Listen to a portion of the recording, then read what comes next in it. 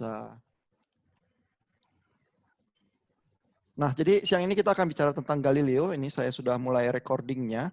Kita nanti Bapak Ibu jadi bisa mereview ya diskusi ini dan tanya jawab yang terjadi sesudah kuliah ini selesai. Ini saya screen share. Nah, jadi ini dari judul paper saya di J3 tahun 2018 ya, Uncertainty in Science and Faith, The Elegance of Galileo. Nah, Galileo itu sangat terkenal kasusnya, tetapi detailnya sering tidak diketahui orang. Bahkan ada yang menyangka dia dihukum mati begitu ya. Sebenarnya tidak, dia kena hukum penjara rumah ya. Jadi cukup lenient ya, cukup enteng ya. Karena Galileo itu punya banyak teman ya. Sebenarnya di Roma juga ya. Termasuk Paus Urban VIII pada saat itu juga temannya dia ya. Ini satu lukisan. Ini saya ambil dari Wikipedia ya. Dari abad ke-19 oleh Joseph Nicholas Robert Fleury ya, menggambarkan bagaimana Galileo di dalam sidang itu di Roma terpaksa harus menandatangani ya surat pengakuan dan mencabut ajaran-ajarannya, lalu dia divonis kena penjara rumah ya. Jadi suasananya seperti ini ya, ada kemegahan lukisan di Roma ya, dan Galileo ini yang sudah tua ya, umur 70 tahun, mungkin juga sudah lelah ya, berpuluh-puluh tahun kontroversi karena ajaran-ajarannya, lalu ketika dihukum dia menerima ya. Nah, ini saya ambil ya cuplikan surat yang ditandatangani oleh Galileo dari ini historiannya namanya Maurice Finocchiaro. Jadi yang ditandatangani oleh Galileo itu adalah kata-kata ini ya. Saya telah diadili ya dengan tuduhan vehemently suspected of heresy ya, dengan keras dicurigai mengajarkan ajaran sesat. Ya, nah ajaran sesat itu apa? Ajaran sesatnya diperinci, yaitu bahwa matahari adalah pusat dunia dan tidak bergerak, dan bumi itu bukan pusat dan bergerak. Ya, jadi perincian terhadap apa sih ajaran Galileo yang sesat itu bunyinya seperti ini nih di dalam surat vonis yang dia tanda tangani ya. Lalu surat itu lebih jauh mengatakan ya, untuk menghilangkan kecurigaan itu ya dari pikiran yang mulia dan dari setiap pikiran orang Kristen yang setia, maka tuduhan itu ya yang dengan tepat dikenakan kepada saya ya, lalu saya dengan tulus hati dan dengan iman yang tidak bergeser ya, saya menarik ajaran-ajaran itu. Ya, begitu yang ditandatangani oleh Galileo ya. Jadi dia dipaksa untuk recant ya, menarik ajaran-ajarannya ya, lalu kena vonis penjara rumah, begitu ya. Nah itu terjadi tahun 1633 ya. Tetapi krisis Galileo ini ya terjadi di dalam masa yang sangat panjang ya. Mulainya ya menurut tadi historiannya ini yang saya kutip Finocchiaro ya namanya. Mungkin awalnya mulai tahun 1610 ya. Jadi bayangkannya dari 1610 sampai 1633 berarti ada 23 tahun kontroversi itu terjadi ya. Bayangin ya, seseorang itu melakukan pergulatan pikiran atau perlawanan ya sampai 23 tahun ya, sampai kelelahan ya, sampai tua dia ya.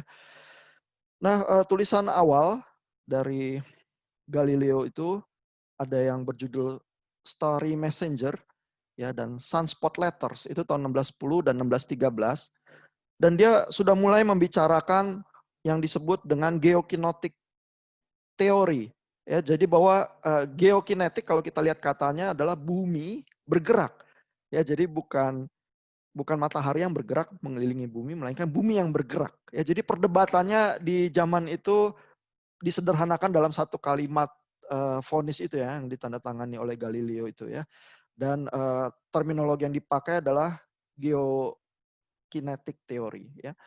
Nah itu sebenarnya udah mulai muncul dari Kopernikus puluhan tahun sebelumnya sebenarnya ya. Sebagai lawan dari yang disebut dengan geostatik teori ya. Kalau geostatik berarti buminya diam, matahari yang mengitari bumi. Ya. Lalu Galileo menulis tulisan yang lain ya, letter to Castelli ya, surat kepada Castelli ya, yang akhirnya diperpanjang ya, diperluas menjadi letter to Grand Duchess Christina yang Bapak Ibu baca ya, asli itu dari Galileo terus diterjemahkan ke bahasa Inggris ya. Dan di situ Bapak Ibu lihat argumentasi yang sudah cukup lengkap ya. Karena Grand Duchess Christina itu kan sahabatnya Galileo ya, tapi dia juga bukan fisikawan ya. Sehingga Galileo itu menulis dalam bahasa yang bisa dimengerti orang awam ya, dan berusaha menunjukkan bahwa paham Kopernikus itu tidak bertentangan ya dengan paham yang dibangun di atas kitab suci begitu ya.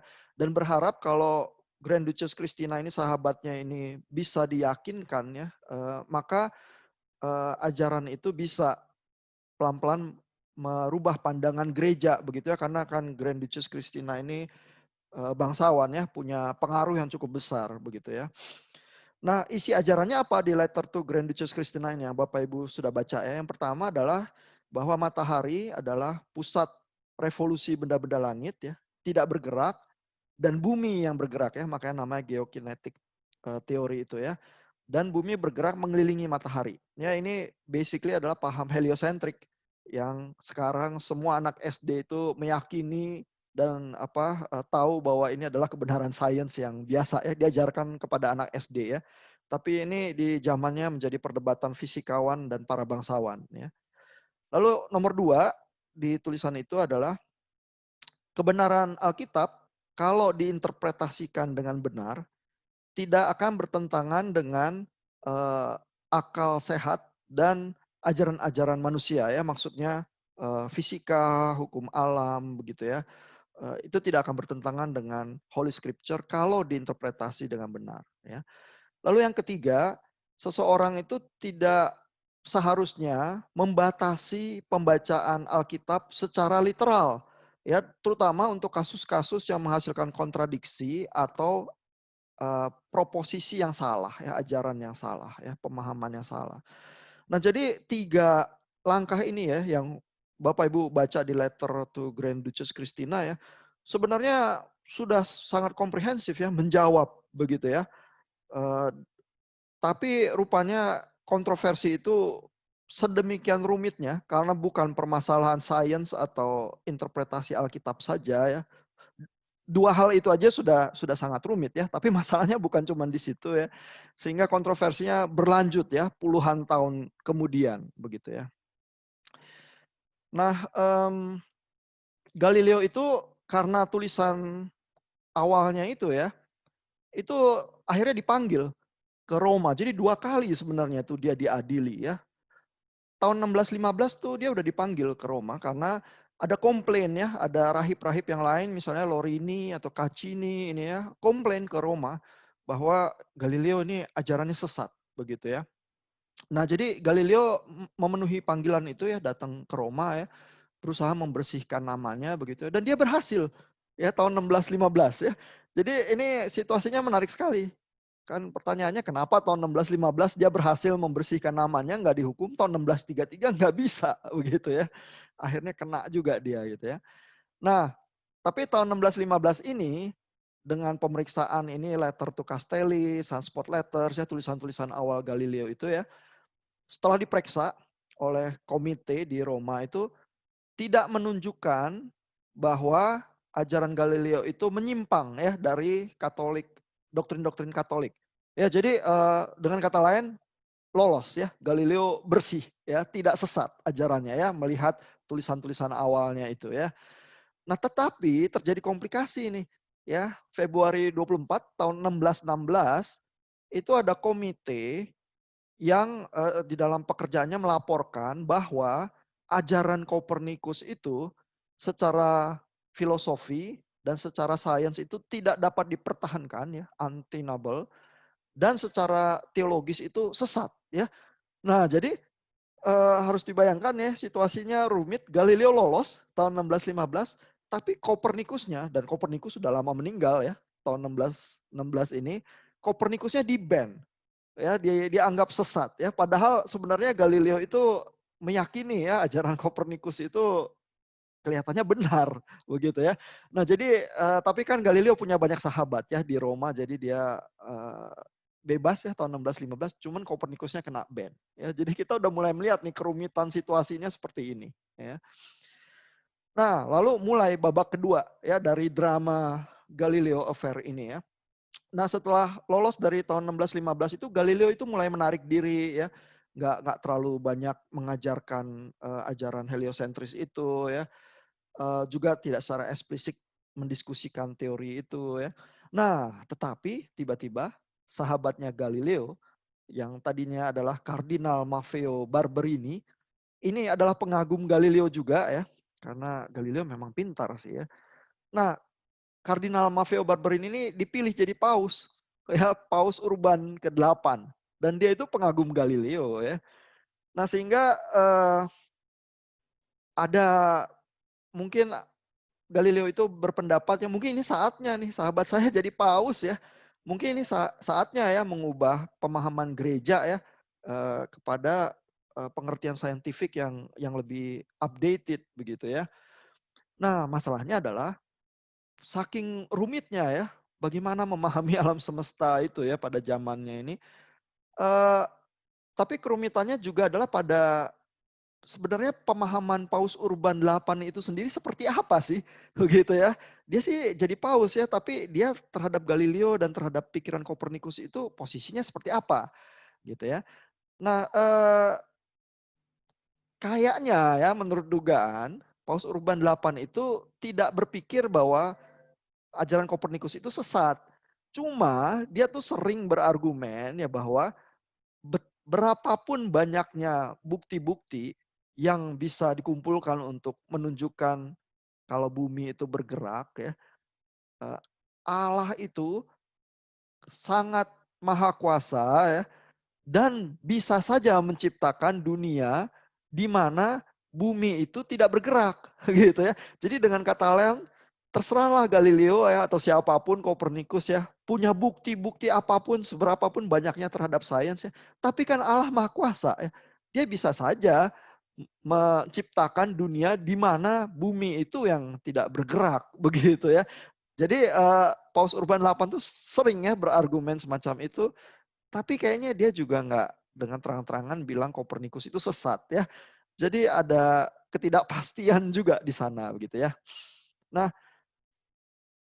jadi banyak pertanyaan ya di dalam kasus yang rumit ini ya. Ada ketidakpastian pertama, apakah ajaran Kopernikus itu sesat ya? Lalu pendapat Paus Urban 8 itu sebenarnya seperti apa gitu ya? Itu nggak pasti ya. Lalu ketidakpastian yang kedua ya, apakah boleh ya mendiskusikan ajaran Kopernikus itu hanya kalau sebagai satu diskusi yang hipotetis, begitu ya. Misalnya kalau zaman sekarang kita bilang, boleh nggak ya kita bicara, oh secara hipotetis teori evolusi itu benar, begitu ya. Lantas apa gitu ya. Nah ini di zaman Galileo problemnya adalah ajaran heliosentris ini ya. Eh, Oke, kita nggak bilang Kopernikus benar nih, cuman hipotesanya sajalah. Katakanlah kalau Kopernikus benar ya, boleh nggak kita diskusikan gitu ya? Itu juga nggak pasti ya, karena tahun 1616 itu bukunya Kopernikus di-ban sih. Ya, tapi sebelumnya berpuluh-puluh tahun tuh nggak apa-apa gitu ya. Nah, lalu ada komplikasi ketiga, yaitu ada special injunction. Ya, ini perintah khusus ya yang diberikan kepada Galileo ya. Konon untuk supaya melarang Galileo itu mendiskusikan atau mengajarkan ajaran geokinetik ini di dalam bentuk apapun ya. Nah, masalahnya ya di dalam special injunction ini perintah khusus buat Galileo ini itu di dalam laporannya itu nggak ada tanda tangan Galileo. Ya, jadi si Finocchiaro itu apa historian itu kan dia menggali ya dokumen-dokumen yang berkaitan dengan affair-nya Galileo ini dari apa arsipnya di Rome gitu ya, dan dia menulis hal ini ya, nggak ada tanda tangannya Galileo ya di dalam report itu tentang special injunction ini ya. Lalu protokol yang ditunjuk oleh report ini itu juga missing, begitu ya. Apakah jadi pertanyaannya ini special injunction ini fraud atau bukan ya? Apakah dokumen palsu itu reportnya yang menunjuk kepada ada perintah khusus ini kepada Galileo ya? Ya, tapi mungkin juga memang ada perintah khusus itu ya, tapi tidak sempat ditandatangani oleh Galileo dan sebagainya. Mungkin ada bagian dari protokol dokumen itu hilang gitu ya. Jadi nggak bisa dipastikan. Cuman jadi pertanyaannya, apa benar Galileo itu sudah pernah diperintahkan tidak boleh ya mengajarkan ajarannya Kopernikus ini lagi gitu ya. Jadi ini jadi pertanyaan tersendiri dan jadi ketidakpastian tersendiri ya. Karena surat-suratnya ada bagian-bagian yang missing juga ya. Nah, jadi pada saat kunjungan Galileo itu ya ke Roma setelah yang pertama ya, apalagi setelah Paus Urban 8 itu kan sahabatnya dipilih jadi paus ya. Nah, Galileo tuh mulai berpikir jangan-jangan nggak apa-apa ya mendiskusikan teori Kopernikus ya, asal hipotetis aja gitu ya. Jangan bilang heliosentris yang benar, tapi ini hipotetis aja lah kita bicara teori Kopernikus gitu ya. Jadi dia mulai tulis-tulis buku lagi nih. Ya setelah selamat dari babak pertama 1615, nah tahun 1624 Galileo mulai tulis lagi ya jawaban terhadap Ingoli. Nah, Ingoli ini termasuk lawannya ya yang tidak mempercayai ajaran Galileo ya. Francesco Ingoli namanya ya. Lalu tulisan ini kemudian digabung ya dengan tulisan lainnya Discourse on the Tides ya tentang pasang surut ya. Ini digabung menjadi satu buku yang sangat terkenal ya. Judulnya Dialogue on the Two Chief World Systems, Ptolemaic and Copernican. Ya, jadi dialog tentang dua sistem alam semesta ya, yang Ptolemeus atau yang dari Copernicus ya. Nah, ini bukunya ini sifatnya dialog ya, seperti ada dua orang dengan pandangan yang berbeda itu saling berdebat ya. Karena juga ada kesan Galileo itu berusaha menulis sedemikian rupa untuk menghindari kesan bahwa dia itu memegang ajaran Kopernikus ya. Jadi makanya bentuknya bukunya itu debat ya dan dialog begitu ya. Nah, lalu buku ini jadi masalah ya. Jadi padahal sih sebenarnya ajarannya udah cukup rampung ya di surat kepada Grand Duchess Christina itu sebenarnya ya. Tapi buku yang kedua ini yang bikin kontroversi yang lebih besar ya dan dianggap sebagai satu pelanggaran terhadap special injunction itu ya bahwa Galileo kan kamu udah diperintahkan nggak boleh lagi ya mengajarkan teori Kopernikus ini ya. Jadi kalau special injunction itu ada dan benar begitu ya, maka buku yang tahun 1632 ini dianggap sebagai pelanggarannya. Sehingga diadili lagi Galileo, dipanggil tahun 1633 itu dan divonis bersalah. Begitu ya. Jadi kasusnya cukup rumit, berliku-liku ya.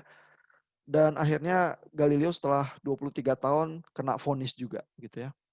Nah, kenapa di ronde kedua ini Galileo ini tidak beruntung begitu ya. Yang jadi ada ketidakpastian yang lain ya.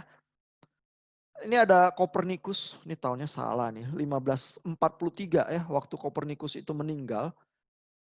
Bukunya ini Kopernikus tuh nggak mau tulis sebenarnya, tapi tahun 1543 waktu Kopernikus meninggal, temennya yang ada di Jerman tuh mencetak lalu di ranjang kematian lah Kopernikus itu menerima bukunya itu ya.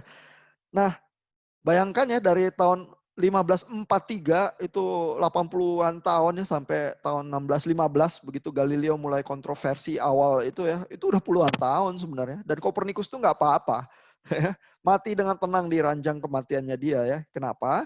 Karena Kopernikus itu nggak pernah bilang bahwa alam semesta itu sebenarnya heliosentris. Dia cuma bilang bahwa ada cara yang lebih sederhana dan lebih koheren untuk menjelaskan pergerakan benda-benda langit ya, yaitu kalau matahari itu diasumsikan ada di pusat tata surya ya dan bumi itu diasumsikan planet ketiga yang bergerak mengelilingi matahari ya. Nah, jadi zaman dulu kosmologi para ahli fisika itu salah ya. Mereka pikirkan bumi yang pusat tata surya, matahari dan benda-benda langit itu mengelilingi bumi ya. Tetapi bahkan dengan kosmologi yang salah itu, mereka udah bisa ya meramalkan posisi benda-benda langit ya dengan cara ada perkecualian ya di dalam perhitungan mereka tadinya bergeraknya benda langit agak teratur, kalau ada perkecualian ini dia bergeser dikit tapi nanti masuk lagi begitu ya. Jadi dengan trik-trik matematika yang semacam itu ya, istilahnya epicycles begitu ya untuk menggambarkan pergerakan benda-benda langit, mereka sudah bisa menghitung walaupun hipotesisnya salah gitu ya. Nah, cuman Kopernikus yang karena terlalu sering lihat langit dan pergerakan bintang-bintang begitu ya, terus dia mulai pikir ya, coba ya matahari yang jadi pusat tata surya, lalu kita asumsikan benda-benda yang lain itu mengelilingi matahari ya. Loh, lalu dia menemukan hitungannya jadi lebih gampang begitu ya. Dan Kopernikus tuh nggak bilang bahwa yang pasti benar heliosentris, realitas itu heliosentris, enggak. Dia cuma bilang bahwa ada nih cara yang lebih koheren dan lebih simpel di dalam menghitung benda-benda langit. Dan kita ingat bahwa ada Occam Razor itu ya, kalau ada penjelasan yang lebih sederhana, maka kemungkinan kenyataan itu atau realitas itu ya seperti itu. Seperti lebih kepada penjelasan yang lebih sederhana itu. Ya. Jadi kerumitan atau kompleksitas itu yang secukupnya saja ya kalau di dalam sains ya karena kemungkinan itulah yang lebih benar. Gitu ya. Nah jadi buku Kopernikus ini nggak pernah di-ban sampai tahun 1616 itu ya. Jadi dari tahun 1543 sampai 1616 aman gitu ya. Nah, sehingga ada ketidakpastian ini Kopernikus benar atau salah ya, nggak tahu, nggak pasti gitu ya. Nah, lalu ada ketidakpastian interpretasi sejarah ya. Jadi gimana sih sebenarnya posisi Paus Urban VIII ya di dalam sejarah kontemporer ya. Kalau sejarawan ini melihat kasus Galileo Affair ini mereka mendiskusikan sebenarnya Paus Urban VIII itu apa sih sikapnya begitu ya. Nah, itu juga bisa nggak pasti ya. Jadi di satu sisi Paus Urban itu memang sangat simpatik ya terhadap Galileo ya, mendukung proyek-proyek saintifiknya dia ya. Bahkan juga di dalam krisis yang pertama itu 1615 juga mungkin dia termasuk yang membela Galileo ya, tapi posisinya dia apa gitu ya. Nah, ini Jeremy Langford misalnya adalah ahli sejarawan modern ya. Bukunya bisa kita baca zaman sekarang tentang Galileo ya. Nah, lalu Jeremy Langford ini punya pembacaan tertentu terhadap posisi Paus Urban VIII. Menurut dia, pada kenyataannya adalah Paus itu tidak menarik sensor terhadap kitab Kopernikus tahun 1616 ya, waktu dia jadi Paus, sensornya didiemin aja. Tetap di-ban bukunya Kopernikus ya. Sehingga Paus Urban sebenarnya sudah membuat jelas kepada Galileo bahwa ajaran Kopernikus itu oke secara hipotesis, tetapi tidak boleh sebagai demonstrasi realitas gitu ya. Kenapa? Karena nggak dicabut kok sensor terhadap bukunya Kopernikus. Gitu kata Jeremy Langford ya. Nah, tapi ini Finocchiaro ya, ini sejarawan yang lebih pro terhadap pembacaan yang lebih generous terhadap Galileo ya. Dia akan bilang ya bahwa Paus Urban itu berpikir Kopernikus itu nggak bisa kali ajarannya itu dibuktikan salah atau benar ya. Dan sensor terhadap bukunya Kopernikus itu adalah semata-mata hanya berarti kalau mau mendiskusikan ajaran Kopernikus harus hati-hati dan harus dengan waspada. Itu aja gitu ya. Jadi benar atau salah ya nggak tahulah ya begitu ya. Cuman kalau mau bicara Kopernikus ya hati-hati aja ya.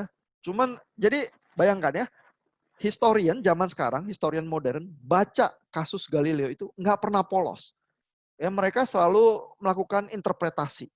Ya, Jeremy Langford ini cenderung interpretasinya adalah ya Paus Urban itu jelas kok menganggap Kopernikus itu bukan realitas ya, karena dia nggak mau tarik sensornya. Finocchiaro bilang enggak juga ya, memang sih dibiarinin sensornya, tapi maksudnya arti sensor itu adalah kalau mau bicarain Kopernikus hati-hati begitu ya, bukan berarti nggak boleh begitu ya. Dan mungkin Paus Urban itu merasa ya teori Kopernikus itu nggak bisa lah dibuktikan benar atau salah gitu ya. Silakan aja dibicarakan, tapi hati-hati gitu. Ya jadi bayangin ya, bahkan sejarawan pun bisa berbeda pendapat ya menafsirkan posisi Paus Urban 8. Kemungkinan karena fakta atau fenomena sejarahnya, posisi Paus Urban 8 memang sangat tidak pasti ya. Nggak ada yang tahu dia sebenarnya posisinya seperti apa gitu ya. Nah, sehingga kan nggak heran ya kalau sejarawan zaman sekarang aja bingung ya. Mereka terpaksa kasih interpretasi mereka, tapi interpretasi yang mana ya. Nah, apalagi Galileo ya di zaman itu bingung juga kali ya. Bagaimana seharusnya boleh atau enggak sebenarnya mendiskusikan ajaran Kopernikus itu. Ya. Nah, secara sains juga ada ketidakpastian. Ya, jadi jangan jangan pernah membayangkan ya dan berpikir sains itu sesuatu yang pasti dan lebih pasti daripada interpretasi agama. Oh enggak. Ya dan orang-orang yang beneran bergelut dan bergelimang kotoran sains setiap hari karena kerjaannya jadi scientist gitu ya, itu tahu bahwa sains itu selalu ada batas. Ya, ada hal-hal yang kita harus klaim dengan hati-hati ya, dan di dalam kasus pandemi COVID, corona ini juga ya, biasanya kalau ngomong sama saintis mereka nggak akan ngomong yang pasti-pasti. Ya, mereka akan bilang vaksin kapan sih bisa ada? Nggak tahu kita gitu ya, karena fase 3 butuh 30.000 volunteer ya baru kita bisa pasti efek vaksin itu memang ada dan jelas dan tidak menghasilkan efek samping yang merugikan, yang buruk ya. Karena biar bagaimanapun ini orang sehat disuntik sama penyakit, ya kan? Gimana bisa yakin bahwa efek sampingnya itu aman begitu ya? Dan bagaimana bisa yakin bahwa dia benar-benar punya efek yang menahan infeksi dari virus corona ya? Karena kalau orang disuntik dia pikir dia tahan, dia pikir dia imun, terus dia kemana-mana gitu aja ya, dan gak waspada, terus tahu-tahu terjadi pandemi yang lebih besar ledakannya gitu ya. Nah itu bagaimana gitu ya, nggak bisa vaksin yang baru separuh jadi, separuh tes itu terus diklaim seperti Putin di Rusia begitu ya. Nah kalau politikus akan mengklaim yang pasti-pasti. Ya kalau ditanya Trump, bagaimana vaksin akan berhasil dibuat sebelum November pemilu? Oh saya yakin pasti. Gitu kata Trump ya. Eee, dan kalau ditanya reporter, apakah itu nanti akan menguntungkan, pemilu, Anda gitu ya, ya Trump akan bilang, "Ya tidak akan merugikan ya dan saya yakin pasti bisa," gitu misalnya. Nah tapi kalau ilmuwan, ilmuwan nggak akan bicara yang pasti ya, ilmuwan tuh terlalu sadar bahwa sains itu punya batasnya sendiri ya. Nah ini ketidakpastian yang muncul ya di dalam kasus Galileo ya. Dari mana sih sebenarnya Galileo itu bisa tahu ya bahwa Kopernikus itu mungkin benar ya? Misalnya ya, fakta yang diamati adalah Galileo kan mempertajam teleskop yang sudah ada di zamannya dan teleskop Galileo itu jadi lebih kuat ya. Dan dia bisa mengamati planet Venus ya. Dan dia lihat planet Venus itu ada fase-fase seperti bulan purnama, bulan sabit begitu ya. Sehingga Galileo itu lama-lama jadi yakin ya, oh ini Venus ini sebenarnya bergerak mengelilingi matahari juga nih sebenarnya gitu ya. Nah, tapi buat orang yang nggak setuju sama Galileo akan mempertanyakan, loh Galileo kan lihat itu pakai apa? Pakai teleskop bikinan dia sendiri kan? Apa itu tidak mendistorsi realitas itu teleskopnya Galileo? Itu kan buat-buatan dia sendiri gitu ya. Siapa yang menguji ya bahwa teleskopnya Galileo itu benar gitu misalnya ya. Nah, jadi tetap bisa ada ketidakpastian ya. Lalu ketidakpastian yang lain ya. Kok kayaknya teori Kopernikus itu melawan ini ya, melawan akal sehat yang biasa ya, melawan common perception gitu ya. Karena kalau bumi itu bergerak kok kita nggak berasa ya. Padahal orang kalau di kapal laut ya itu tahu kok pantai yang bergerak atau kapal yang bergerak. Dia pasti tahu kok gitu ya. Kok ini bumi katanya bergerak dengan sangat cepat mengelilingi matahari, kok kita nggak bisa tahu begitu ya. Jadi pasti bohong ini Galileo gitu ya. Lalu juga orang-orang di zaman itu kalau menjatuhkan benda vertikal gitu ya, kok jatuhnya lurus ke bawah gitu ya, misalnya dijatuhin dari tiang kapal gitu ya. Loh, pasti Galileo bohong ini ya. Kalau benar matahari bergerak dengan sangat cepat, bumi ya, bergerak dengan sangat cepat, pasti jatuhnya benda yang vertikal tuh jatuhnya miring dikit dong gitu ya. Enggak tuh, kita nggak pernah lihat benda dijatuhin itu miring dikit gitu misalnya ya. Nah lalu juga orang kalau menembakkan meriam ya, ke arah timur atau ke arah barat, kok kalau meriamnya sama, jaraknya sama ya. Padahal katanya bumi bergerak gitu ya. Kok nggak ketinggalan ya meriamnya gitu misalnya ya. Ini Galileo sesat ini memang betul ya. Nah jadi Galileo tuh memberikan penjelasannya, banyak penjelasannya ya di dalam tulisan-tulisannya ya. Bahwa misalnya kalau kapal itu bergerak, kalau ada barang jatuh dari tiang kapal begitu ya, nanti gerakan kapal itu kan mempengaruhi bendanya jatuh juga dan seterusnya ya, sehingga, ya bendanya jatuh lurus begitu ya. Tapi, Bapak Ibu harus mengingat ya, di zaman Galileo itu tidak ada fisika Newton. Ya karena fisika Newton datangnya setelah zamannya Galileo gitu ya. Jadi Galileo nggak ada cara ya, ngomong yang bisa dimengerti oleh umum ya. Seperti zaman sekarang anak SD kan juga tahu kali ya, mungkin SD ya, fisika kelas 6 gitu udah F sama dengan M kali A gitu ya, atau itu SMP kali ya. Tapi anak sekolahan tuh tahu ya. Nah di zaman Galileo nggak ada rumus-rumus itu ya dan nggak bisa membicarakan fisika secara hukum Newton gitu ya. Jadi itu nggak pasti ya. Apapun penjelasan yang Galileo berusaha tampilkan ya, tetap buat orang tuh nggak pasti ini. Dan apalagi Galileo tampaknya diragukan dan sesat begitu ya. Nah, kenapa sekarang semua anak sekolahan tuh yakin dan percaya dengan ajaran Galileo ya? Karena memang terbukti benar. Ya ini salah satu buktinya ya, satu fenomena yang baru bisa dibuktikan tahun 1838. Namanya adalah star parallax. Ini saya ambil dari Wikipedia ya. Jadi kalau di langit itu ada bintang-bintang yang lebih jauh ya, ini distant stars kita lihat di gambarnya ya. Lalu ada bintang yang lebih dekat ya. Maka kalau bumi ini yang titik biru ini mengelilingi matahari ya, dia akan melihat posisi bintang yang lebih dekat ini relatif terhadap bintang yang jauh itu bisa bergeser. Ya, jadi kalau posisi buminya di sebelah kiri sini ya, dia akan melihat posisi bintang dekat ini lebih dekat kepada bintang jauh yang di sebelah kanan. Ya, tapi kalau posisi bumi ini ada di sebelah kanan matahari sini ya, dia akan melihat bintang yang dekat ini lebih dekat ke bintang yang jauh yang sebelah kiri. Begitu ya. Sehingga pergeseran ini baru bisa diamati kalau teleskop itu sangat kuat ya, karena bisa ada bintang yang lebih dekat dan bintang yang agak jauh yang kelihatan juga. Terus bisa diamati relatif posisinya seperti apa. Itu baru bisa diamati tahun 1838 ya. Bayangkan dari tahun 1633 ya, jadi 200 tahun kemudian ya, baru orang bisa punya keyakinan iya Galileo itu benar ya. Dan dibuktikan oleh Friedrich Bessel ini yang membangun teleskop itu yang cukup kuat itu untuk mengamati star parallax gitu ya. Jadi itu nggak ada chance tuh buat Galileo untuk bisa punya bukti yang sangat pasti bahwa teorinya benar. Ya, sehingga dengan kata lain mungkin Paus Urban itu juga benar ya pendapatnya bahwa ya teori Kopernikus ini nggak bisa lah dibuktikan ya pasti atau nggak pasti begitu ya.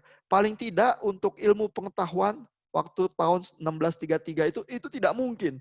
Begitu ya, perlu 200 tahun kemudian ya baru bisa ya ada pembuktian yang seperti ini ya. Nah, yang kita juga harus lihat adalah ada ayat ini ya di Yosua 10 ayat 12 dan 13 ya. Dan di dalam ayat Yosua ini tertulis dengan eksplisit ya bahwa di dalam perang Yosua melawan orang Amori, matahari itu berhenti di atas Gibeon ya. Sehingga ketika matahari itu berhenti di tengah langit, hari makin panjang ya dan Yosua itu dengan pasukannya bisa memenangkan peperangan itu. Ya. Nah, lalu kalau orang di Roma ya dan para ahli teologi itu baca ayat ini mereka akan bilang ya, Galileo kan nggak bisa buktiin teorinya. Ya, kenapa kita harus berpegang pada teori yang tidak bisa dibuktikan itu dan mengapa kita harus meninggalkan kebenaran ini yang udah ratusan ribuan tahun diwahyukan kepada kita lewat Alkitab, gitu ya. Nah, jadi tidak tidak semudah itu ya kita tuh menuduh bahwa gereja itu bodoh ya, gereja itu nggak ngerti sains ya, gereja itu terkebelakang ya dan mengekang sains ya. Loh memang nggak bisa dibuktiin ya oleh Galileo pada zaman itu. Lalu kita ada firman Tuhan, ya, yang mana yang lebih kuat yang harus kita pegang? Ya tentu jawabannya masuk akal ya Yosua ini. Gitu ya. Jadi ada ketidakpastian interpretasi Alkitab juga ya yang bisa bisa juga sangat sulit begitu ya. Nah, mungkin sampai sini dulu ya separuh jalan. Ada pertanyaan dulu nggak dari Bapak Ibu? Kalau ada, silakan. Atau komentar? Mau tanya. Ya. Tadi kan di bagian awal dijelaskan bahwa salah satu statement yang si Galileo kemukakan itu bahwa ketika jadi penafsiran itu lebih baik ketika penafsiran Alkitab itu gimana ya? Intinya tentang penafsiran, bagaimana penafsiran itu sorry Pak. Saya jadi bingung. Pelan-pelan. Tadi kan dikatakan penafsiran yang benar itu tidak akan berkontradiksi dengan kebenaran sains. Iya. Nah, jadi apakah dapat dikatakan bahwa kebenaran sains itu merupakan kebenaran yang mutlak gitu? Saya menangkapnya jadinya kayak gitu. Seolah kebenaran Alkitab itu harus sesuai dengan sains. Nah, itu gimana ya, Pak? Ya, jadi klaim di paper saya di J3 itu ya adalah baik sains maupun tafsir itu dua-duanya ada ketidakpastian. Ya, dan ketidakpastian di dalam kasus Galileo ini termasuk ketidakpastian sejarah, ketidakpastian sastra yang nanti kita akan lihat. Dan di dalam seluruh ketidakpastian itu ya, orang harus mengambil sikap. Begitu ya. Jadi bukan sains pasti ya. Kan semua saintis itu tahu sains itu nggak pasti. Tapi tentu ada hal-hal empiris yang bisa kita lakukan ya, percobaan dan lain sebagainya, yang kita bisa berusaha pelan-pelan mencapai satu pengetahuan yang lebih pasti dari sebelumnya. Begitu ya. Itu bisa ya, dan secara metodologi sains itu memang tersedia begitu ya. Tapi semua saintis juga tahu ya, apakah teori Einstein pasti benar? Ya sejauh kita tahu sekarang benar. Sampai ada teori baru nanti yang menggugurkan teori Einstein ya. Sekarang sih belum gitu ya. Tapi apakah nanti tidak ada kemungkinan Einstein terbukti salah? Semua saintis akan bilang ya bisa jadi ya. Cuma sekarang enggak ya. Sekarang kita tahunya Einstein benar gitu misalnya ya. Nah, jadi bukan berarti bahwa tafsir pasti harus nurut sama sains ya. Jadi sains itu berubah, tafsir juga berubah. Nah, ini juga mungkin yang teolog itu kadang kurang menyadari ya, karena banyak juga orang yang merasa tugas teologi adalah yang penting kita jadi penjaga gawang. Ya, apalagi kalau kita teolog reform gitu, kita bilang pokoknya kita jaga ajaran Calvin semuanya gitu, yang di Institutio itu atau di Bavinck atau di apa Berkhof atau di mana gitu ya. Bukan itu ya, karena kalau tugas teologi itu seperti itu, maka kita nggak akan punya reformasi. Ya kalau Luther sama Calvin cuma cari aman dan jaga tradisi saja begitu ya misalnya ya nggak akan terjadi reformasi begitu ya. Terus kita sekarang masih jual beli surat pengakuan pengampunan dosa gitu kali ya. Nggak bergerak kita. Nah, teologi juga bergerak ya. Karena zaman sekarang nggak ada lagi gereja yang jual surat indulgensia itu ya. Bisa dimaki banyak orang ya kalau ada gereja yang coba-coba ya jualan surat pengampunan dosa begitu ya. Tetapi tentu mungkin gereja sekarang jualan banyak hal yang lain ya. Yang perlu juga dikritisi kali ya oleh teolog zaman sekarang begitu ya. Apa jualannya gereja sekarang gitu ya misalnya ya. Nah jadi mungkin ini ya yang perlu kita sadari. Sains bergerak, sains bisa punya ketidakpastian. Tafsir juga begitu. Ya sehingga kalau salah satu doang yang bergerak terus kita bisa pegangan yang satu pasti ya. Mungkin pergumulan kita lebih enteng ya. Tapi ini dua-duanya bergerak nih ya. Sehingga mau nggak mau kalau mau jadi teolog ya atau jadi saintis ya harus berpegang kepada Tuhan. Jangan berpegang kepada teori-teori itu yang semua bisa bergerak ya. Ikuti pimpinan Roh Kudus ya. Di zaman kita sekarang dengan posisi saintifik yang sekarang, Tuhan sedang mengerjakan apa? Ya, dan bagaimana pertanggungan jawab kita yang paling baik ya di dalam situasi kita yang kontemporer ini. Ya. Nah, keuntungannya kalau kita melihat kasus Galileo adalah kasus ini udah ratusan tahun lewat ya. Sehingga jawaban-jawaban itu ya yang butuh ratusan tahun untuk diselesaikan sekarang tersedia ya. Dan kita somehow dengan lebih baik ya bisa mencerna, oh gitu ya kasusnya Galileo ya. Nah, tapi kalau kita mencernanya nggak hati-hati, kita jadi berpihak ke salah satu itu ya. Either gereja itu bodoh dan kuno ya, atau Galileo nyolot dan cenderung ateis gitu ya. Kita nggak bisa lebih generous punya nuansa gitu, pelan-pelan ngertinya gitu ya. Nah, jadi memang sulit sih. Thank you untuk pertanyaannya ya. Ada komentar lain? Pertanyaan lain? Pak, Iya. mau nanya, itu kalau memang sains kan, prinsip sains kan, kalau artinya tidak memastikan sebuah teori. Jadi kalau nanti ada teori yang penyangga yang dapat dipercaya benar, dibuktikanlah seperti itu, ya harus berubah. Nah, terkait dengan teori si Copernicus ini, ya kan, eh, kan pasti ada banyak saintis juga saat itu. Nah, kenapa, apa yang menyebabkan ya sampai juga kesulitan untuk apakah untuk meneliti teorinya Copernicus ini. Jadi saya justru melihat lebih banyak langsung yang bermain ke mereka, sekalipun saintis mungkin lebih banyak ke agamanya, maksudnya agama mereka. Jadi kayak sudah dibentengi aja dulu pikiran mereka. Nah, itu sejauh mana seharusnya kan mereka tuh lebih open saat itu. Nah, saya mencoba refleksikan kalau sekarang saintis Kristen seperti itu. Nah, itu sejauh mana juga kan? Jangan sampai akhirnya ternyata yang membentengi, ya saya ingin mengatakan bahwa agama salah juga gitu. Cuman maksudnya bagaimana kita berpikir supaya bisa open, tapi juga ada hal yang sebagai seorang saintis Kristen, yaitu tetap bisa tidak berubah, tapi itu benar yang tidak berubah itu. Bisa tolongin itu gimana Pak? Kira-kira Pak? Ya, ini komentar yang sangat baik ya.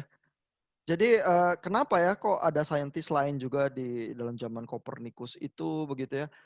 Karena saya rasa memang zaman itu kan peralatan terbatas ya. Sedangkan untuk membuat pengamatan atau berteori yang cukup ya, seperti yang dilakukan Galileo, dia harus buat teleskopnya dia sendiri ya. Bahkan itu pun masih kurang kuat untuk mengamati star parallax gitu misalnya ya. Misalnya zaman sekarang kan yang baru-baru penemuan kita adalah Einstein kembali terbukti benar karena ada ilmuwan di Amerika yang bisa mengamati eh, gelombang gravitasi. Ya, rupanya gravitasi itu seperti yang diteorikan oleh Einstein itu adalah hasil dari lengkungan ruang dan waktu. Sehingga kalau ada bintang meledak begitu ya, maka ruang dan waktu itu bisa bergolak, lalu ada gelombangnya itu yang kalau berusaha diukur pakai peralatan yang sangat presisi gitu ya, bisa terasa ya. Dan peralatan yang sangat presisi itu adalah bentuknya sinar laser yang kalau meleset dikit dia bisa berusaha diukur ya. Tapi sinar laser itu ya harus terbentang ratusan kilometer ya di antara dua tempat dengan di tuning itu sangat presisi sehingga kalau dia goyang nanti kita bisa amati ya karena itu diterpa oleh gelombang gravitasi itu gitu ya. Wah, itu kalau 20 tahun yang lalu atau 100 tahun yang lalu kita nggak punya alat-alatnya untuk mengamati hal-hal semacam itu gitu ya. Ya tinggal teori aja itu ya, apa-apa yang dipikirkan Einstein itu, tapi sekarang ternyata terbukti ya bisa bisa diamati misalnya ya. Nah, jadi kenapa ya sains itu kesulitan ya, kalaupun ada orang-orang seperti Copernicus atau Galileo, ya karena memang secara peralatan dan secara batas-batas fisik memang setiap zaman punya ya keterbatasannya ya. Lalu pertanyaan yang kedua yang berkaitan dengan itu adalah apakah agama itu tidak membentengi ya. Nah, di dalam kasus Galileo memang kesan kita ya yang pertama adalah kok agama itu jadi memang penghambat kemajuan ya. Bikin orang nggak berani ya berpikir yang di luar konteksnya ya. Nah, tapi kita juga harus menyadari ya, culture zaman pertengahan itu ya sangat dipengaruhi oleh filsafat Aristotle ya yang punya pemahaman itu geosentris sebenarnya terhadap tata surya. Dan filsafat Aristotle itu juga bagian dari semacam pikiran saintifik di zamannya. Ya, jadi ini memang bukan cuman pertengkaran antara agama dan sains, tetapi juga mungkin dua jenis sains yang berbeda ya. Kenapa saintis yang lain yang bukan Kopernikus dan Galileo begitu ya cenderung masih percaya itu lawan-lawannya Galileo kan Lorini, Caccini apa yang protes ke Roma sehingga Galileo itu dipanggil di sidang gitu ya. Mereka ilmuwan juga, mereka bukannya nggak ngerti fisika ya. Tapi kenapa mereka meyakini yang lain? Karena sains dari Aristoteles itu kuat ya menghantui zaman itu gitu ya. Jadi kompleksitas dari kasus Galileo ini sangat besar ya. Orang nggak bisa ya serta-merta nyalain gereja gitu aja atau nyalain sains gitu aja. Nah, cuman pembacaan modern kita memang kadang agak di permukaannya sehingga kita tuh terlampau cepat berpihak ya. Karena kalau kita pikir pelan-pelan nanti dulu ya, ini bukan salah gereja, bukan salah sains juga. Ini persoalannya sangat kompleks gitu. Sehingga mengambil sikap yang baik itu memang sangat sulit gitu. Ya. Kira-kira klaim saya di paper saya seperti itu sih. Kita coba lanjut lagi ya sedikit ya dari slide-slide yang ada ya.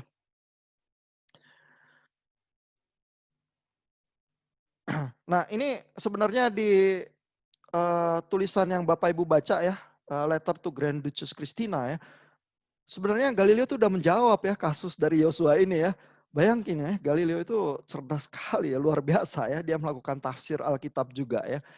Dan Galileo itu bilang ya, kalau matahari itu mau berhenti di langit begitu aja ya, itu nggak bisa ya. Bahkan di dalam pola tata surya yang lama yang Ptolemaic, itu juga nggak bisa. Karena orang tuh udah tahu bumi itu berotasi ya. Sehingga kalau matahari itu mau berhenti di satu titik di langit ya, dia harus berputar atau bergerak secepat rotasi bumi supaya kelihatannya seperti satelit geostasioner modern kita itu seperti ada di satu titik di langit nggak bergerak kemana-mana. Ya tapi kan bumi muter ya, jadi dia harus muter secepat putaran bumi itu gitu ya. Nah sehingga Galileo itu mengambil tafsir dari Agustinus, ya dia bilang di kejadian Yosua ini nggak cukup matahari itu berhenti terus selesai terjadi fenomena, enggak ya. Jadi harus matahari dan bumi dan seluruh relasi antara matahari dan bumi itu berhenti sekaligus. Baru terjadi fenomena mukjizat semacam ini gitu ya. Sehingga bahkan pola berpikir yang geosentris itu pun tidak bisa menjelaskan mukjizat semacam Yosua gitu. Jadi mengapa harus dibaca literal? Ya, karena pola saintifik yang lama juga nggak bisa kok menjelaskan hal ini, begitu ya. Sehingga Galileo itu mendorong ya, kalau gitu ya udah nggak usah kita paksakan literal. Ya. Nah, cuman kan lawan-lawannya nggak terima ya. Lawan-lawannya akan bilang ya, loh kamu terlalu spekulatif Galileo. Baca Alkitab ya, walaupun kamu bawa-bawa nama Agustinus atau apa gitu ya. Dan mengapa kita harus menaruh otoritas Alkitab ya di bawah spekulasi sains kamu begitu ya. Jadi ini juga sulit ini ya. Kalau memang nggak suka sama Galileo bisa debat kusir ya, bertahun-tahun nggak selesai ini ya. Karena ya kan Alkitab lebih pasti ya, sains kamu itu nggak jelas gitu ya. Nah lalu ada problem yang lebih sulit juga ya. Di dalam gereja Katolik Roma, tafsir itu ya, dan terutama untuk hal-hal sulit, harus lewat konsili ya. Nggak boleh sendiri-sendiri ya, baca Alkitab di rumah, terus come up dengan tafsir tertentu ya. Itu hanya orang-orang Protestan sesat, semacam Martin Luther gitu ya, dia rahib di kampung di Wittenberg gitu ya, sok tahu baca Alkitab ya, terus bilang baca kitab Roma harusnya kayak gitu ya. Nah itu kan, dia baca Alkitab sendiri sesat dia jadinya gitu ya. Nah, terus ada temennya itu Calvin itu ya, yang lari dari Paris ke Jenewa gitu ya, sama ya, nggak mau ya bicara bersama-sama dengan gereja ya, dengan persekutuan orang seiman ya, dia mau tafsir dia sendiri aja ya. Makanya jangan bergaul ya sama pemikir-pemikir Protestan sesat itu gitu ya. Dan Galileo itu tampaknya jadi kayak gitu ya, dia baca-baca Alkitab di rumah ya, lihat-lihat bintang lewat teleskopnya, terus dia bilang ini loh harusnya tafsir Alkitab yang benar. Loh kok kamu nggak dengar Paus ya? Kok kamu nggak dengar ya rahib-rahib yang lain di Roma bilang apa gitu ya? Jadi buat sensibilitas gereja Katolik ya, itu cuma orang Protestan sesat yang baca Alkitab itu individualis macam itu. Dan sampai sekarang kan gereja Protestan masih gitu ya. Pokoknya terserah pendetanya, dia mau baca kayak apa Alkitab, ya udah kayak gitu aja gitu ya. Terus berantem ya pendeta yang satu dengan gereja yang lain ya, terus pasang di YouTube ya, terus nggak selesai-selesai berantemnya gitu ya.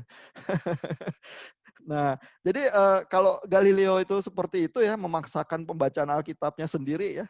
Gereja Katolik Roma itu bukannya manggut-manggut terus kagum ya, malah merasa oh ini agak sesat nih ya. Kayak orang Protestan nih Galileo ini gitu ya. Nah, jadi terus juga ada ketidakpastian sastra ya.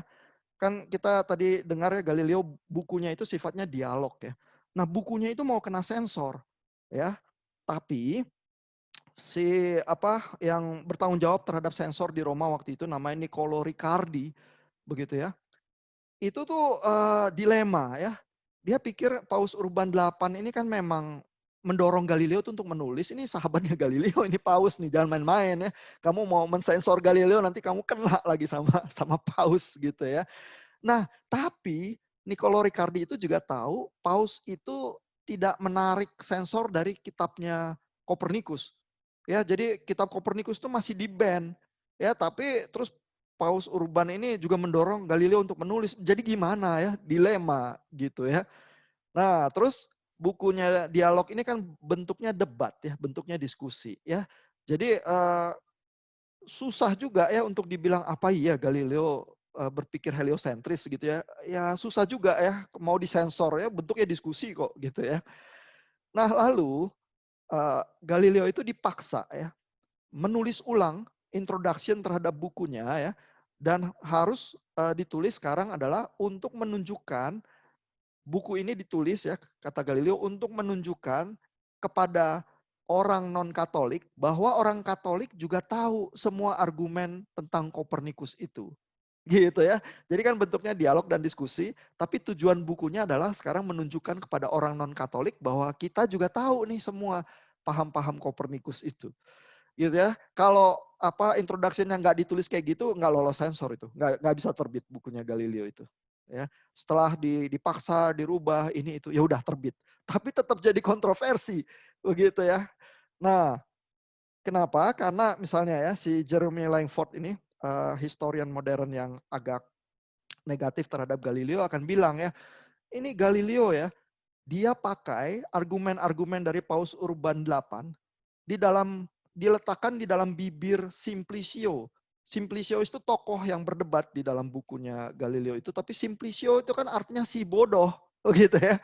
Lalu ini si bodoh ini yang pakai argumen-argumen Paus Urban 8 gitu ya. Apa nggak marah Paus ya kalau kalau digituin gitu ya. Dan itu ya membuat marah Paus ya, padahal Paus itu kan sahabat Galileo sebenarnya ya. Kalau Galileo nggak nyolot kayak gitu ya Paus nggak marah ya. Tetapi karena bukunya itu nyolot sehingga Galileo itu menyinggung perasaan Paus ya, dan akhirnya Galileo menerima akibatnya ya. Dan menurut Jeremy Langford, Galileo ini brilian sih dan berani ya, tetapi ini suka suka berdebat ya, aserbik gitu ya, beracun begitu ya, keras kepala ya, terus nggak stabil Galileo itu ya. Jadi orangnya labil, nyolot ya, suka berdebat, suka ngelawan gitu ya. Ya udah dia makan akibatnya ya.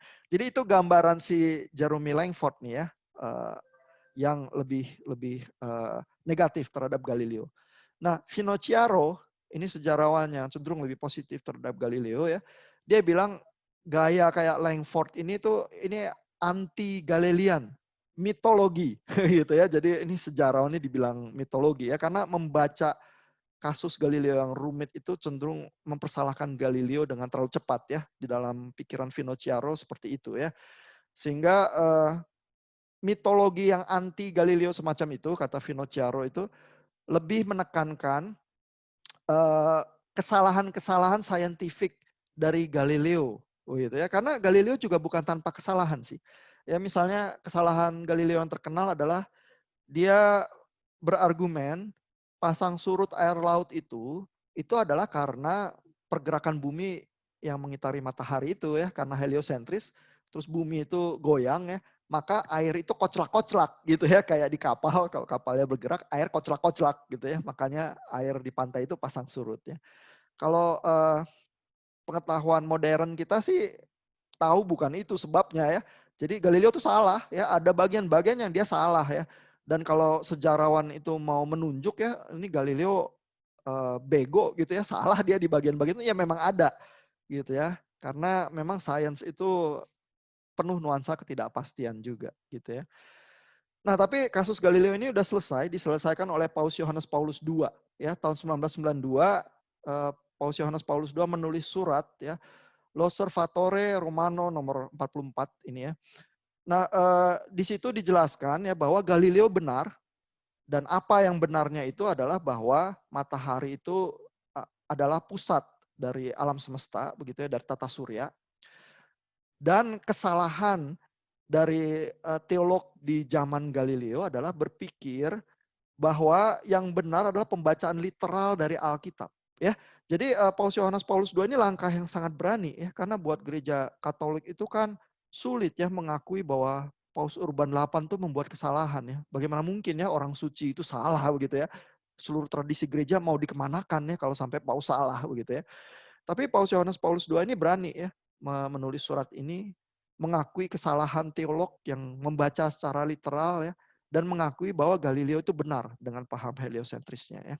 Tetapi di dalam tulisan ini Paus Yohanes Paulus II juga mengemukakan ya kesalahpahaman Galileo ya di dalam teori-teorinya dia yang ada kesalahan ya, juga kurangnya bukti ya yang terhadap Kopernikus di zamannya begitu ya. Lalu Paus Yohanes Paulus II juga lebih simpatik juga memandang Kardinal Bellarmine ya. Kardinal Bellarmine ini musuhnya Galileo ya, dan sebenarnya Kardinal Bellarmine ini mungkin posisinya adalah Galileo kan udah pernah ya dikasih surat peringatan supaya nggak ngajar lagi ya, dan karena dia melanggar dia layak dihukum ya. Tapi Paus Yohanes Paulus II ini lebih soft ya terhadap tafsirnya dia terhadap Kardinal Bellarmine, dan menganggap Kardinal Bellarmine itu hanya menyuruh supaya kalau diskusi soal teori Kopernikus itu harus hati-hati ya, jangan, bukannya dilarang sama sekali tapi harus hati-hati aja gitu ya. Jadi Paus Yohanes Paulus II itu di dalam suratnya sangat berani itu berusaha menavigasi juga ya, karena ada orang-orang yang ya masih anti, cenderung negatif terhadap Galileo, ada yang cenderung positif, dia berusaha ada di tengah-tengah begitu ya. Nah ini kalau baca tentang Kardinal Bellarmine ya dari Wikipedia ya, menurut Wikipedia ya, tapi Wikipedia menawarkan tafsirnya dia sendiri juga sih ya, bukan tanpa tafsir ya. Jadi kalau baca di Wikipedia, dan ini dibaca orang banyak ya, Kardinal Bellarmine itu percaya bahwa demonstrasi terhadap ini ya, terhadap teori Kopernikus itu tidak akan bisa ditemukan ya, dan akan, kalaupun bisa ditemukan, akan melawan dari konsensus bapak-bapak gereja dan penulis Alkitab ya, yang dikukuhkan lewat Council of Trent ini tahun 1546 ya, dan Council of Trent ini adalah arus balik yang berusaha melawan reformasi Luther dan Calvin begitu ya. Jadi kalau menurut Wikipedia sih Kardinal Bellarmine cukup keras ya posisinya. Kalau Paus Yohanes Paulus II itu menggambarkan Kardinal Bellarmine itu lebih soft begitu ya. Nah, jadi bayangkan ya antara Wikipedia sama Paus Yohanes Paulus II juga ada perbedaan interpretasi ya membaca Galileo ya. Siapa yang benar jadinya ya. Nah, ini New York Times tahun 1992 begitu Paus mengeluarkan surat itu, mengeluarkan artikel ini ya. After 350 years, Vatican says Galileo was right. Ya, judul artikel di New York Times ya. Dan artikel itu menerangkan untuk sampai Paus Yohanes Paulus II mengeluarkan suratnya itu ada 13 tahun penelitian ya, dokumen-dokumen berkaitan dengan Galileo itu diteliti ulang oleh komite di Roma begitu ya. Dan Galileo itu begitu kena vonis, menurut artikel New York Times ini, menjalani hukuman itu 8 tahun sampai dia meninggal ya. Jadi Galileo itu sampai meninggal nggak pernah keluar dari penjara rumah, begitu meninggal umurnya 77 tahun. Ya. Nah, jadi bagaimana ya? Jadi ini setelah, kalau kisahnya seperti ini ya, maka pertanyaan saya buat kita adalah, kalau sains itu penuh ketidakpastian, dan bahwa tafsir itu juga bisa ada ketidakpastian, bagaimana bersikap ya, di tengah-tengah ketidakpastian ya. Dan siapapun kita ya, baik kita itu teolog ataupun saintis ya, kita selalu di dalam interpretasi dan pemahaman kita ada batas. Ya, kita bukan saintis yang paling hebat ya, atau kita bukan teolog yang paling hebat ya. Kita terbentur dengan batas-batas pemahaman kita sendiri ya, atau batas-batas pemahaman kelompok kita. Bagaimana bersikap di dalam ketidakpastian itu ya. Kalau kita mau yang lebih gampang ya, mungkin adalah ya itu ya, ikut historian yang agak negatif terhadap Galileo itu ya. Misalnya Jeremy Langford itu bilang ya, bahwa Galileo itu menyalahgunakan ya persahabatan dari Paus ya. Terus dia juga terang-terangan melawan ya, udah jelas dia dilarang ya mengajarkan teori itu, dia melawan ya udah dia menerima hukumannya. Begitu ya. Langford itu menulis kalimat-kalimat yang semacam itu ya. Kalau saya lebih mengusulkan adalah Galileo ini ya, itu menandatangani loh surat vonisnya dia ya. Ya mungkin sih dia udah lelah ya. Udah laki-laki tua umur 70 tahun, diadili di Roma. Ya udahlah, tanda tangan aja. Begitu ya. Walaupun ada anekdot ya yang tidak bisa dibuktikan yang bilang habis tanda tangan itu Galileo berbalik badan dan bilang, berbisik, tapi bumi bergerak. Gitu ya. Tapi itu anekdot ya, nggak pernah bisa dibuktikan ya, nggak ada catatan sejarahnya gitu ya. Nah, bisa aja sih Galileo itu seorang laki-laki tua yang udah lelah ya. Tetapi saya berusaha kasih tafsir yang lebih generous ya terhadap Galileo ya. Bahwa Galileo itu menunjukkan humility. Ya, bahwa sebagai seorang saintis dan saintis yang baca Alkitab juga ya, dan bergulat dengan tafsir Agustinus, Origen, dan Bapak Gereja mula-mula banyak ya. Galileo itu walaupun yakin dengan posisinya, karena udah menelaah Alkitab dan sangat dalam di sains, tapi dia punya kerendahan hati yang cukup ya untuk bilang, jangan-jangan di tengah ketidakpastian ini bukan saya yang benar. Jangan-jangan yang lain itu yang benar. Ya sudah, saya tanda tangan. Gitu ya, dan kerendahan hati itu selalu sangat elegan. Ya, dan kalau kita menyadari batas-batas dan ketidakpastian di dalam pergulatan kita ya, saya rasa pilihannya cuma satu, ya, yaitu kerendahan hati. Begitu ya, dan kerendahan hati itu yang menolong kita ya untuk jadi masih bisa mendengar orang lain. Ya, bukan langsung mendismiss begitu saja ya. Kamu pasti salah, kamu pasti bodoh begitu ya. Dengar dulu.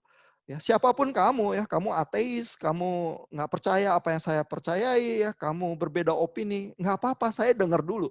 Ya, karena tetap ada kemungkinan saya tuh yang salah ya. Karena dengan demikian kalau kita saling berbicara, siapa tahu kita berdua tambah baik. Begitu ya. Bukan cuman kamu yang mungkin terbukti bisa lebih baik, tapi mungkin juga saya. Begitu ya. Jadi itu usulan saya ya setelah membaca kasus Galileo ini. Ya, ada pertanyaan Bapak Ibu atau ada komentar? Galileo tuh jadi dihukumnya jadi tahanan rumah ya Pak ya? Iya, dia nggak dihukum mati sih. Dia jadi tahanan rumah. Oh. Jadi dengan mengingat ya bahwa di dalam sejarah gereja bahkan sampai zaman reformasi juga ya, Calvin itu juga masih banyak ya. Di zaman Calvin kan ada yang sangat terkenal Servetus itu juga dihukum mati ya. Jadi hukuman mati itu untuk pengajar sesat itu biasa ya. Jadi kalau kita lihat Galileo itu kenanya penjara rumah, sebenarnya ya Roma itu ya udahlah gitu ya, jangan terlalu keras lah sama Galileo ya. Jadi sebenarnya hukumannya yang dikasih itu cukup ringan sih untuk seorang pengajar sesat ya. Itu.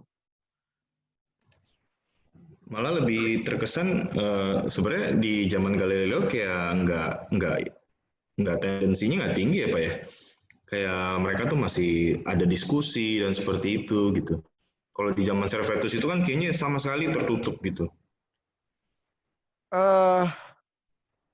Iya, sejarah Servetus itu juga perlu diteliti ya. Servetus itu kan berusaha kejar-kejar ya ketemu sama Calvin dan lain sebagainya. Calvin cenderung nggak mau ketemu karena Calvin juga cenderung nggak mau ada hal buruk yang menimpa Servetus atau apa begitu ya. Jadi itu sih bisa punya kerumitan tersendiri juga ya kalau ditelaah sejarahnya ya.